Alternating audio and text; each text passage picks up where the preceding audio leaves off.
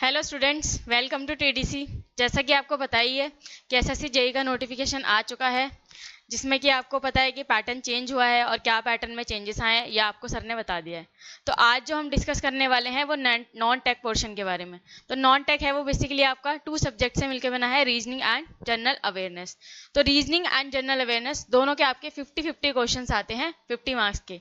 तो आपको रीजनिंग के बारे में सब कुछ पता चल चुका है, तो आज हम डिस्कस करेंगे जनरल अवेयरनेस के बारे में। तो आइए एक बार देख लेते हैं कि कैसा एसएससी का ट्रेंड रहा है, अब तक उसने किस टाइप के क्वेश्चंस पूछे हैं, किस पार्ट में से, किस सब्जेक्ट में से कितने क्वेश्चंस आए हैं, कौन सा ऐसा टॉपिक है, कौन सा ऐसा सब्जेक्ट है जिसमें हमें ज़्यादा ध्यान देना है। तो एक बार देख लेते हैं। जैसे कि देखिए, हिस्ट्री में आपके 5 से 6 क्वेश्चन यहाँ तक आते आते आपके 6 हो गए 2020 और 2022। यानी हम बोल सकते हैं कि 5 to 6 का आपका एवरेज क्वेश्चंस आएंगे यहाँ से। कहाँ से? हिस्ट्री से। और हिस्ट्री में भी आपका क्या इंपॉर्टेंट रहेगा, जो मॉडर्न हिस्ट्री है वही आपके लिए सबसे ज़्यादा इंपॉर्टेंट है, वहीं से आपके 2 to 3 क्वेश्चंस वहाँ से पूछे जाते हैं। उसके बाद हम आगे देखें तो पॉलिटी से अगर हम डिस्कस करें तो 5 to 6 question on an average रहे हैं। जैसे कि आपने यहाँ पे देखें, यहाँ पे 6, 5, 6 एंड फिर से 5, 5, 5। ठीक है। उसके बाद नेक्स्ट ज्योग्राफी आपके लिए इंपॉर्टेंट है, 7, 9, 11 एंड 7। यानी यहाँ से हम निकाल सकते हैं कि ओवरऑल आपके 7 to 8 क्वेश्चन यहाँ से पूछे जाते हैं ज्योग्राफी से। तो ये भी आपके लिए इंपॉर्टेंट है। उसके बाद जो एक टॉपिक है जो आप स्किप कर सकते हैं वो कौन सा है? इकोनॉमिक्स। जैसे कि आप देख रहे हैं, पहले 4 क्वेश्चन, उसके बाद 0, कुछ भी नहीं पूछा यहाँ पर, 2, 0 एंड फिर से 2।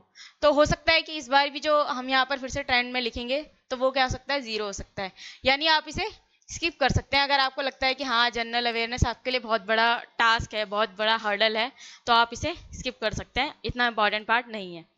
उसके बाद फिजिक्स, केमिस्ट्री, बायोलॉजी, इसका डिस्कशन बाद में करेंगे। पहले हम देख लेते हैं करंट अफेयर। करंट अफेयर क्या है? आपके लिए मोस्ट इंपॉर्टेंट टॉपिक है। अगर ओवरऑल हम जनरल अवेयरनेस में कंपेरिजन करें तो जो आपके लिए इंपॉर्टेंट टॉपिक है वो कौन सा है? Current affair. करंट अफेयर को आप कैसे कर सकते हैं? 6 मंथ का प्रिपरेशन आपको करनी ही करनी है, लेकिन उसके अलावा अगर हम एसएससी का ट्रेंड देखें अभी तक, तो कितना पूछा गया है? 6 मंथ से लेके आपका 1 ईयर तक पूछा गया है। यानी आपको एटलीस्ट 1 ईयर का करंट अफेयर प्रिपेयर करके जाना पड़ेगा, क्योंकि वो आपसे वहीं से क्वेश्चंस पूछ लेते हैं। अब उनकी नज़रों में ये करंट अफेयर है, आप उसमें कुछ नहीं कर सकते, आपको प्रिपरेशन उसके अकॉर्डिंग करनी ही पड़ेगी, क्योंकि इसका वेटेज भी बहुत ज़्यादा है। देखिए, पहले 10 क्वेश्चन, 13, फिर 14 एंड 15, उसके बाद 15। यानी हम इसका अगर ग्राफ देखें तो क्या हो रहा है? वो इंक्रीज हो रहा है, ऊपर की तरफ बढ़ रहा है। यानी करंट अफेयर आपके लिए मोस्ट इंपॉर्टेंट टॉपिक है। क्लियर सभी को? उसके बाद यहाँ पर आपका फिजिक्स, केमिस्ट्री एंड बायो, ये तीनों सब्जेक्ट आपको दिख रहे हैं जो हमारे किससे आते हैं? जनरल अवेयरनेस से। हम बोल सकते हैं कि ये कौन सा पार्ट है? ये जनरल अवेयरनेस का पार्ट है या जनरल साइंस का पार्ट है। ओके। अब देखिए, फिजिक्स और केमिस्ट्री आपको इतना पढ़ने की जरूरत नहीं है, क्योंकि सब आप किससे? इलेक्ट्रिकल बैकग्राउंड से, सब आप इंजीनियर्स बैठे हुए हैं, तो फिजिक्स भी आती होगी सबको, केमिस्ट्री भी आती होगी, इतना मैं आपसे उम्मीद रख सकती हूँ। और ये सबको बताया कि हाँ, अच्छे से आती है, क्योंकि बहुत बेसिक से क्वेश्चन पूछे जाते हैं। कुछ इसमें इतना इंपॉर्टेंट, कुछ इतना हार्ड नहीं है जो आप लोग नहीं कर पाएंगे। तो फिजिक्स और केमिस्ट्री वाला पोर्शन भी आपके लिए इंपॉर्टेंट है। जैसे कि हम ट्रेंड देखें तो 5, 4, 3, फिर से 3 एंड यहाँ पर 5। और केमिस्ट्री में भी 5, 4, 2 एंड 4। यानी इन दोनों पोर्शन में से आपके 8 से 9 क्वेश्चंस पूछे ही जाएंगे। ठीक है। उसके बाद जो आपको फाइनली बहुत इंपॉर्टेंट है और आपको बहुत ज़्यादा ध्यान देना है, किस पे? बायोलॉजी पे। क्यों देना है? क्योंकि आपने बायोलॉजी अभी तक नहीं पढ़ी, ध्यान भी नहीं दिया होगा, क्योंकि आप सब इंजीनियर्स हैं। तो आपने किस पे ध्यान दिया है? अपने मैथमेटिक्स पे, और बाकी आपके इंजीनियर के जो टॉपिक्स हैं वो सब आपने पढ़े होंगे। तो बायोलॉजी में क्या है, मैं आपको एकदम आराम से और डिटेल में बताऊंगी कि बायोलॉजी में आपको करना क्या है, क्योंकि इसमें क्वेश्चंस पूछे गए हैं, इसकी वेटेज थोड़ी सी ज़्यादा है। फिजिक्स और कंपैरिजन के अगर हम कंपेयर करें फिजिक्स से, केमिस्ट्री से, तो क्या होगा? वेटेज इसकी थोड़ी सी ज़्यादा होगी बायोलॉजी की। तो आइए एक बार देख लेते हैं हम कि हमें करना क्या है इसके लिए, बायोलॉजी के लिए। तो बायोलॉजी के लिए जो आपका इंपॉर्टेंट टॉपिक है, इंपॉर्टेंट टॉपिक नहीं कहूँगी मैं, क्योंकि अगर आपको 60 डेज में कवर करना है तो एक एक अगर आप डिटेल में पढ़ेंगे तो आपसे कवर नहीं हो पाएगा। सबसे पहले आपको क्या करना है? प्रैक्टिस करनी है। प्रैक्टिस कैसे करेंगे आप? प्रीवियस ईयर उठाइए, वो आपके लिए बहुत इंपॉर्टेंट है। प्रीवियस ईयर लीजिए और उसमें से क्वेश्चंस की प्रैक्टिस करनी शुरू कर दीजिए। अब आप कहेंगे कि मैम इससे हो जाएगा, हाँ जी आपका हो जाएगा, बट आपके जो 8 to 9 क्वेश्चंस आपके पूछे जाते हैं वो आपसे नहीं होंगे। उसके लिए आपको क्या करना पड़ेगा, साथ में मॉक भी देना पड़ेगा। और जो कीवर्ड्स होते हैं, जैसे आप, अगर मैं आपको बुक सजेस्ट करना चाहूँ यहाँ पे कोई, तो आप ले लीजिए मनोहर पांडे। सबको पता होगा कौन सी बुक है वो, मनोहर पांडे। वो एक बहुत पतली सी बुक होती है। अगर आप कहीं मार्केट में भी जा रहे हैं, मतलब बैठे हुए हैं बाइक पे पीछे, या फिर आप कहीं घूमने के लिए निकले हैं, बस में बैठे हैं, मेट्रो में, आप उसे आराम से पढ़ सकते हैं, क्योंकि उसमें वन लाइनर क्वेश्चंस होते हैं। आपको रीड करनी है, सिर्फ रीड करनी है, याद नहीं करनी, सिर्फ रीड करनी है, क्योंकि आप जितनी रीडिंग करेंगे उतना ही वो आपके माइंड में सेट होती जाएगी। आपके पास बहुत सारी चीजें हैं कवर करने के लिए। आपको जनरल अवेयरनेस में इतना टाइम नहीं देना है कि आप सारे सब्जेक्ट को पीछे छोड़ दें, बट हम ऐसा भी नहीं कर सकते कि इस पूरे पार्ट को स्किप कर दें। तो आपको इस पे ध्यान देना है और पढ़ना है, सिर्फ रीडिंग करनी है। जितना आप रीडिंग करेंगे, अगर आप रेगुलर बेसिस पे इसको मिनिमम 1 आवर भी देते हैं तो आपका ये कवर हो जाएगा। सिर्फ रीडिंग कीजिए और हमारे चीजें दिमाग में क्या होती रहेंगी, खुद से खुद सेटअप हो जाएंगी। क्लियर?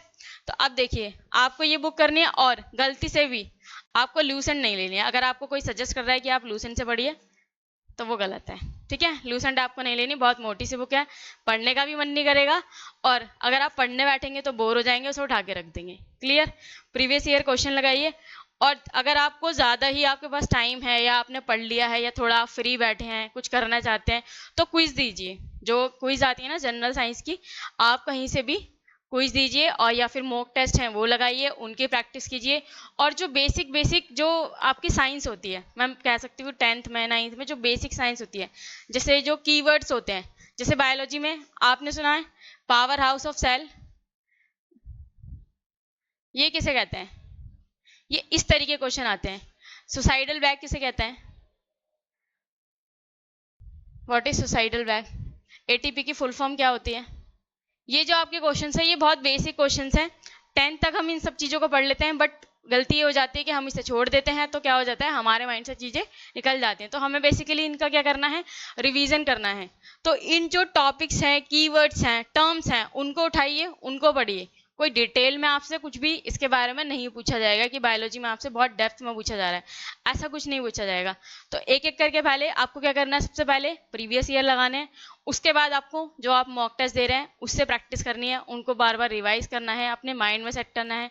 फिर आपको बुक लेनी है मनोहर पांडे, उसको बार बार रिवाइज करना है, देखना है, 1 लाइनर क्वेश्चन है, रीड करना है, जस्ट रीड इट आउट, और कुछ नहीं।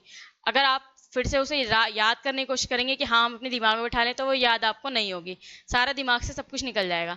तो आप अपना पहले टेक्निकल वाला पार्ट अच्छे से कवर कीजिए। डेली आप इसको 1 आवर दे दीजिए, आपका अच्छे से कंप्लीट हो जाएगा। और करंट अफेयर और बायोलॉजी, ये आपको बिल्कुल भी स्किप नहीं करना है। अगर मैं बोलूं कि करंट अफेयर वाला पार्ट और आपका जनरल साइंस, ये 2 पार्ट हैं जो आपको स्किप नहीं करने। और स्किप कौन सा कर सकते हैं आप, ये आपको करना ही चाहिए स्किप। वो कौन सा है आपका, इकोनॉमिक्स। इकोनॉमिक्स है जिसको आप स्किप कर सकते हैं इजीली। ठीक है, इसमें से क्योंकि 0 या 1 या 2 क्वेश्चन ही मिनिमम पूछे जाते हैं। तो और जनरल साइंस में भी फिजिक्स केमिस्ट्री तो आपको आती ही होगी, इतनी मैं उम्मीद रख सकती हूँ आपसे।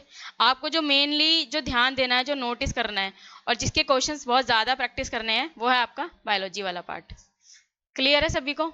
तो बायोलॉजी वाले पार्ट पे ज़्यादा ध्यान दीजिए। और जैसा कि मैंने बताया कि आपके लिए हिस्ट्री और पॉलिटी भी इंपॉर्टेंट है। हिस्ट्री में से आपके मॉडर्न साइंस जो है उसमें से ज़्यादा क्वेश्चंस पूछे जाते हैं।